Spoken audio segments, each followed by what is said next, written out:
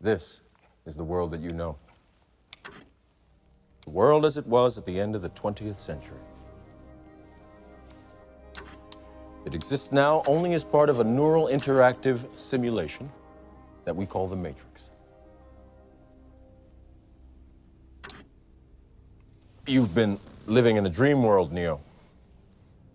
This is the world as it exists today.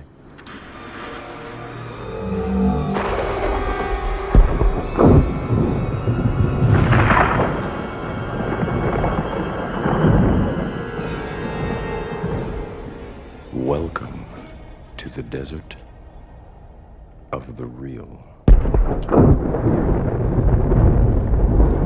We have only bits and pieces of information, but what we know for certain is that at some point in the early 21st century, all of mankind was united in celebration. We marveled at our own magnificence as we gave birth to AI. AI? You mean artificial intelligence? A singular consciousness that spawned an entire race of machines. We don't know who struck first, us or them, but we know that it was us that scorched the sky. At the time, they were dependent on solar power, and it was believed that they would be unable to survive without an energy source as abundant as the sun.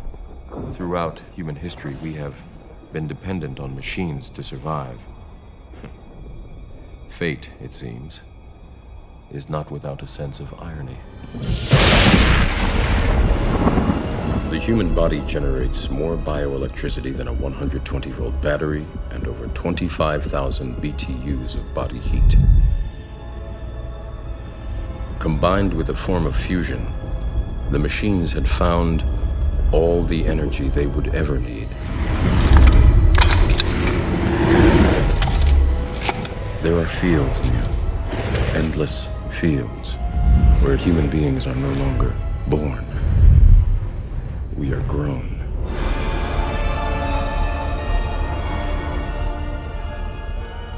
I don't know, I was having dinner at a friend's house, this director, and he had some kids, and there was like a 13-year-old, a 15-year-old, a 17-year-old, and they hadn't seen the film The Matrix. And so the director's like, well, why don't you just tell them what it's about? So I start to say, well, there's this guy who's in a kind of virtual world, and he finds out that there's a real world, and he's really questioning what's real and not real, and he really wants to know what's real. And the young girl was like, why? And I was like, what do you mean? She was like, who cares if it's real? And I was like, what, you don't care if it's real? And she was like, no.